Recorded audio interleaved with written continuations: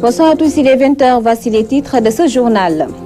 Regain de violence en Casamance, des hommes armés ont fait éruption dans la forêt sud et tué 13 personnes et blessé 7 autres, tous des jeunes. Le ministre de la Communication, Abdoulaye Bibi Baldé, s'en désole et condamne fermement cette barbarie et prône plutôt pour la paix. À Touba, les nouveaux bacheliers en langue arabe, les parents pauvres du système éducatif zappés des listes d'inscription à l'UCAD. Ils interpellent les autorités et sollicitent l'intervention du khalife général des Mourides. Et puis crise au Parti socialiste, c'est l'ancien président de Abdou Diouf qui active les manettes. Analyse du journaliste de Dakar Times, Pape Sané, qui rajoute que l'ancien président de la francophonie n'est pas sage de ce désordre qui secoue le parti de Senghor. Voilà pour le sommaire.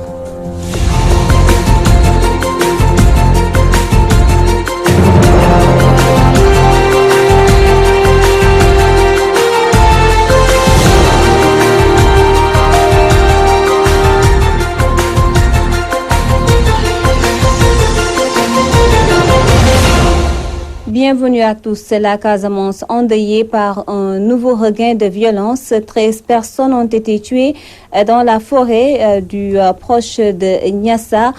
7 autres ont été blessés par une bande d'une quinzaine d'hommes, voilà, armés qui ont tiré sur des jeunes partis chercher du bois. Les corps des victimes ont été acheminés à l'hôpital de Ziguinchor à Madi Khalidjemi. C'est un véritable coup fatal sur le processus de paix en cours, une affaire qui a retenti et surpris la quiétude des populations du sud du pays qui commençaient à savourer les bienfaits de la longue accalmie. L'attaque s'est produite ce samedi dans la journée. Une quarantaine de jeunes impliqués dans le trafic de bois ont investi la forêt classée du Bayotte Est, localité située dans la commune de Niassia à quelques encablures de la frontière bissau-guinéenne. Ils ont été surpris et capturés par des hommes armés supposés appartenir au mouvement des forces démocratiques de la Casamance dans cette forêt qui relie les localités de Toubacouta, Bofa et Bougouyouy avant d'être exécutés à coups de machette et d'armes à feu. Je me suis rendu dans le lieu. J'ai trouvé des morts couchés. 13 personnes. Je ne pouvais même pas m'en retenir. Mes larmes coulaient. Tout le monde, j'ai trouvé beaucoup de monde là-bas. Tout le monde pleurait, se lamentait. Les corps sans vie des 13 jeunes tués sur place ont été acheminés à la morgue de l'hôpital régional de Ziguinchor, où ont également été acheminés les 6 blessés graves pour des soins. Un parmi eux gravement atteint a été admis au bloc opératoire du centre hospitalier où le climat était très tendu. Présentement, les blessés sont en train d'être pris en charge. Ce qui est le plus important, c'est que la prise en charge est en cours. Présentement, nous préférons laisser les spécialistes faire le travail et à la fin de leur activité, ils pourront s'exprimer. Il y a 2 cas qui vont être amenés tout de suite au bloc. De nombreux parents se sont rendus dans l'établissement pour s'enquérir de la situation de leurs enfants. Plusieurs autorités locales, des responsables de structures œuvrant pour une paix définitive et durable en Casamance, ainsi que diverses autres personnalités sont également venues aux nouvelles. Et la plateforme des femmes pour la paix en Casamance aujourd'hui s'incline devant la dépouille de ces personnes qui ont perdu leur vie dans cet incident-là. Nous présentons notre solidarité et notre soutien aux victimes à qui nous souhaitons un prompt rétablissement. Et nous leur souhaitons beaucoup de courage. Espérons également que cet incident-là n'entravera en rien le processus de paix qui est dans une bonne dynamique. Cette attaque survient au lendemain de la libération de 2 combattants du mouvement des forces démocratiques de la Casamance détenus dans un cantonnement militaire. Ils ont été libérés par l'armée à la suite d'une médiation initiée par la communauté de Saint-Egidio de Rome entre l'État du Sénégal et les combattants du MFDC.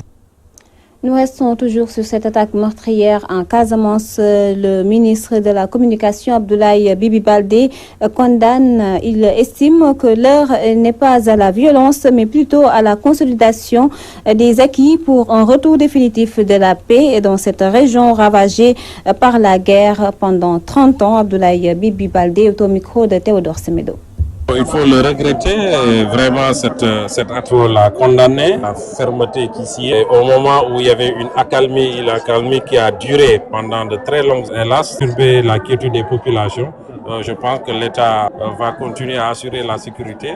Donc le calme va revenir très bientôt au niveau donc de la Casamance pour permettre le développement de cette belle région parce que c'est dommage des incidents comme ça, des attaques comme ça peuvent perturber toute la politique d'investissement. C'est dommage, c'est pour cela qu'il faut condamner ça avec fermeté et avec énergie. C'est un message très clair sur l'islam du Sénégal, tel que pratiqué par nos érudits. Il faut que les Sénégalais restent assez vigilants. Tout ce qui est important, il y va sur la sécurité vraiment de notre pays. Et je pense que tout un chacun doit rester vigilant, connecté à notre religion. L'islam, c'est une religion de paix. Je pense que certainement ça se fera, c'est des programmations.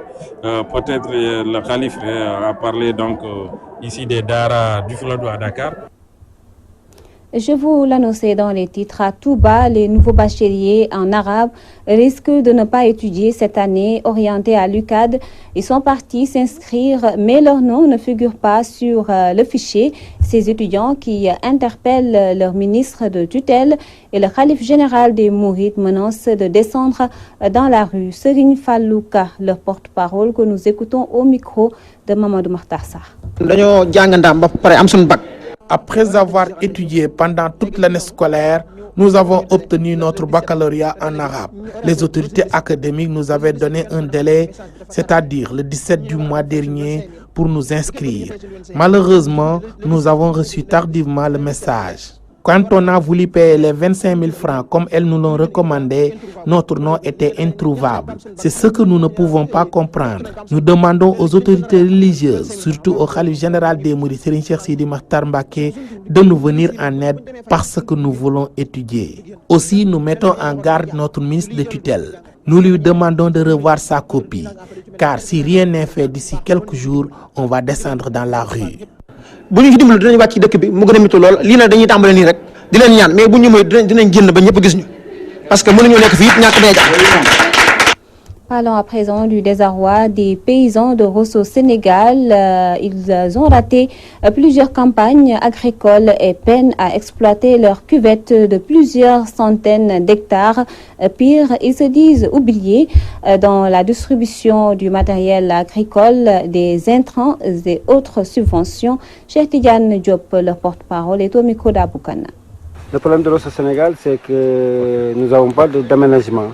Notre canal principal aussi n'est pas bon. Vraiment, on voulait vraiment que l'État nous aide sur ce point-là, qu'il nous fasse un grand canal d'irrigation. Parce que nous, on a 200 à 300 hectares, on ne peut pas les irriguer. Chaque année, on arrive à irriguer que 100 hectares. Les 200 qui sont en l'air parce qu'il n'y a pas assez d'eau, il n'y a pas de canal, il n'y a rien. C'est ça là, notre problème principal.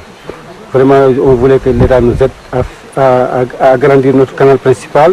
Ensuite, faire un aménagement des pistes de production. Vraiment, sinon, on sera fatigué, on n'aura rien dans les champs. C'est ça, il y a un retard au niveau de la banque. Bon, on préférait qu'on nous donne les financements au mois de janvier ou février, mais la banque attend jusqu'au mois de mars pour nous donner. Mars, tu ne peux pas irriguer 2 hectares, c'est pas possible. Avec l'arrivée de l'eau là, c'est pas possible. Vraiment, l'État doit nous aider avec la banque pour qu'on arrive à avoir les subventions tôt, au mois de janvier ou au mois de décembre, pour mieux cultiver la terre, prendre des gradeurs, prendre des pocolins. C'est ça quoi. Sinon, on a passé le pompage, les stations de pompage. C'est trop petit pour le Sénégal, c'est trop petit. Il ne peut pas irriguer 200 hectares. C'est ça notre problème principal. On voulait vraiment que l'État nous aide à avoir une grande station de pompage pour pouvoir irriguer nos 300 hectares et cultiver la façon hivernale et la contre-saison. Le marché central aux poissons de Pikine refait peau neuve. L'insalubrité et l'éclairage public est en phase d'être réglés par la nouvelle direction. Elle annonce également le renforcement de la sécurité et l'ouverture d'un centre de santé très prochainement. Voici Mamadou Abdoulaye Mbaye, le directeur, au micro de Théodore Semedo. Un vrai leader, il doit il doit trouver des difficultés et les surmonter. Donc, des difficultés d'éclairage public, des difficultés de cadre de vie, etc., etc. Nos complexes qui ne marchaient plus, donc les défis étaient nombreux. Donc il nous fallait vraiment un investissement personnel et le soutien du personnel pour pouvoir relever. Bien entendu, dorénavant, on est en train de régler beaucoup de choses. Tout le monde sait que désormais le marché est éclairé. Tout le monde est persuadé que les problèmes d'assainissement constituent désormais un vieux souvenir. Les complexes frigorifiques marchent désormais à merveille, etc. Notre groupe électrogène fonctionne. Le niveau de traitement du personnel commence à changer parce que les salaires désormais sont traités avant la fin du mois. Donc, mais tout ça sont des efforts qui font que 2018 constitue en réalité, il y a des perspectives qui s'offrent pour 2018, comme améliorer les conditions de vie et de travail, que vraiment le personnel et les gens qui fréquentent ce marché puissent bénéficier de la couverture maladie universelle. On compte construire un poste de santé, etc. On compte vraiment rendre plus agréable le marché afin que les Sénégalaises et Sénégalais de la région puissent revenir faire de ce marché un marché s'approprier à nouveau ce marché. Et on est persuadé que d'ici peu de temps, le marché central deviendra un autre marché, aura un autre visage. Toute ma satisfaction pour remercier vraiment vivement le personnel qui en réalité ne ménage aucun effort pour m'accompagner dans cette mission qui m'a été assignée par le président de la République, par le ministre de la Pêche et de l'Économie maritime, qui consiste tout simplement à faire de ce marché un marché de référence, à relever les défis qui sont nombreux. Politique à présent, l'ancien président de la République Abdou Diouf est derrière les remous qui secouent actuellement le Parti socialiste où il joue encore le rôle principal. Révélation du journaliste Pape Sané, le directeur de la rédaction de Dakar Times, était l'invité de l'émission Actu en 7 de ce samedi sur Walf TV. Je vous propose de l'écouter avec Moustapha Diop. Il n'y en a pas beaucoup qui se sont affrontés à lui. Ils sont partis de leur propre gré parce que n'étant pas en mesure d'avoir droit sur Abdou Diouf, qui était en fait le véritable patron du Parti socialiste jusqu'à ce jour. Vous savez, on parle d'une réunion qu'il y a eu à Paris entre l'actuel président de la République, Abdou Diouf, Ousmane Tanor Dieng et Khalifa Sall. C'était pour demander à Khalifa de retirer ses intentions, ses velléités d'intention. Donc, ce qui veut dire que Abdou Diouf est toujours présent sur la scène du Parti socialiste populaire. Il continue à jouer le principal rôle d'ailleurs au sein du Parti socialiste. Finalement, la force de Tanor, comme je disais, comme c'est la question que je vous posais, c'est quoi la force de Tanor? Vous nous dites que finalement sa force c'est Abdou Diouf. C'est Abdou Diouf. De facto, c'est Abdou Diouf. Oui. Vous prenez le schéma, vous reproduisez le même schéma quand Abdou Diouf a pris le parti et le moment où il l'a légué à Ousmane Tanor Dieng. Vous reproduisez les mêmes schémas, vous avez typiquement les mêmes démarches. Contrairement à ce que les gens affirment que c'est Diouf qui a décidé de se retirer, non. C'est Wade qui lui a demandé de se retirer de la vie politique sénégalaise. Diouf s'est mis à l'écart. Et cela, Diouf ne l'a jamais pardonné à Wade. Ousmane Tanor Dieng ne l'a jamais pardonné à Wade. Bataille politique pour le contrôle de Djiddah Thiaroye Kao entre pouvoir et opposition. Le responsable local de l'APR déclenche l'offensive de la massification par l'inauguration d'une permanence précédée d'un meeting. Samba Ndong a saisi l'occasion pour appeler les responsables locaux de son parti à l'unité. Théodore Simedo.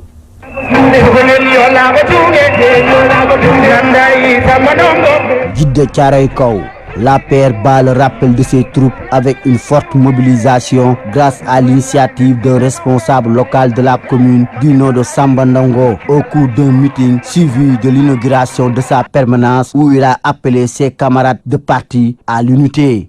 Responsable yi Djiddah Thiaroye Kao yàlla dimbali lañu tey ñun ñëpp benn lañu dama leen di lancé ñun ñëpp tey ñu gën a continuer liggéey nekk benn. On est en train de préparer la campagne électorale de 2019 bien que prématuré mais on est en train de le faire en s'organisant en éduquant nos militants. Alassane Samba Ndongo tey jii li nga fi def tu as rassemblé le département de Pikine ici à Djiddah Thiaroye Kao. Tous les responsables du département de Pikine sont ici aujourd'hui présents à Djiddah Thiaroye Kao dans ce bis. Les préoccupations des populations et la gestion de la municipalité tenue par le maire libéral Cheikh Dieng avec le dénouement du marché Boubès se sont également invités lors de ce meeting. Les emplois, on demande d'abord au maire de la ville d'aider nos jeunes, au coordonnateur Abdou Karim Sall d'aider les gens, nos militants à avoir beaucoup d'emplois. Le maire, il ne fait que de la politique. Samonongo et ses camarades qui veulent octroyer à leur mentor Macky Sall une majorité forte aux prochaines élections présidentielles comptent d'ailleurs sillonner tous les quartiers de leur commune pour atteindre leur objectif. Théodore Semedo, Djiddah Thiaroye Kaw, Walfadjri. Théodore Semedo, Al-Quds de Balfour à Trump, c'était le thème de la conférence animée ce samedi à Dalifort par Sidi Lamine Niasse, président directeur général du groupe Walfadjri. C'était dans le cadre du Gamou annuel de Serigne Hadi Niasse. Abdou Khoudous Diallo. La question liée à la libération de Jérusalem au cœur de la conférence annuelle du Gamou de Serigne Hadi Niasse, une conférence animée par le président du groupe de Walfadjri, très à l'aise de par sa maîtrise du sujet. Donald Trump wax ne reconnaître na Quds pour mu nekk capitalu Israël loola nekk di lu rëy ndax occupation naka lay mën a ñëwee nekk ab capital te loolu mooy statut ci Nations Unies. Depuis que Donald Trump a reconnu Jérusalem comme capitale, on se demande comment une terre occupée peut être libérée pour être transformée en capitale. Et puis, c'est un étranger qui veut aussi s'imposer. Je vous rappelle que c'est du 2 novembre 1906 au 6 décembre 2017. 100 ans après, on peut dire que cette terre symbole a subi beaucoup d'injustices. Depuis 2 novembre 1917, ba yegsi ci le 6 décembre 2017, téeméeri at